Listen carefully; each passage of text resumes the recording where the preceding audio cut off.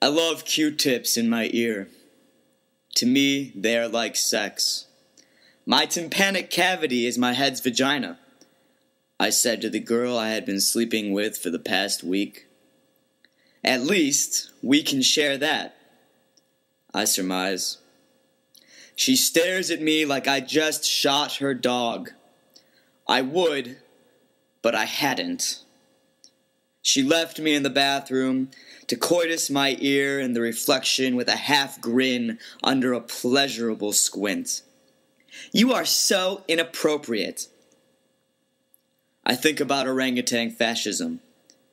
Would they force chimpanzees to fight lesser apes to the death?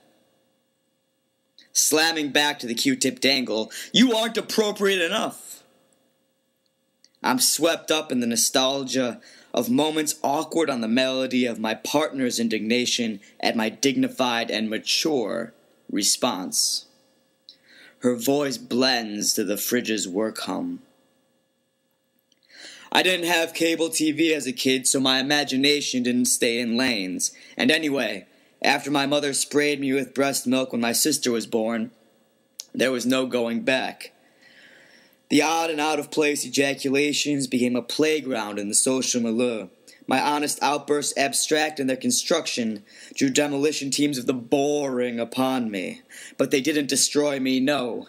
You cannot be ruined when you lose your virginity surrounded by 1,000 horse eyes, pictured and staring back at you in horror. Disassembled after you farted at your grandfather's funeral, and it smelled like bacon. You got a little hungry. Life will simply fight for you to have the best of oddities, and you'll divorce yourself from the awkward gauche, because in the moment you know no better. Then embrace them like blood diamonds carelessly in innocence.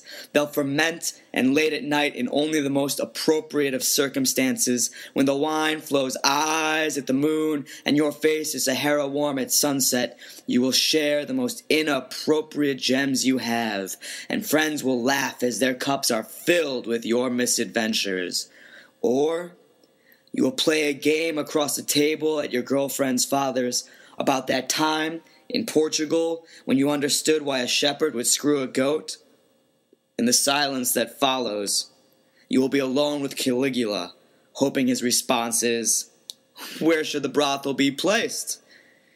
You will reign in an Apollo crown the empire of misplaced conversation, and your imagination will giggle the result. In those moments, you are a Picasso of banter, and all the artists of the world will back your absurdity in a conga line. La cucaracha plays in my head as I come to find the Q-tip has switched an ear and my head has invaded my sweats. You are always embarrassing me in front of my friends with your stories that do not make sense. Orangutans. Someone must know if they are oppressive. Someone with a liberal agenda. Philistine, I think we need to see other people.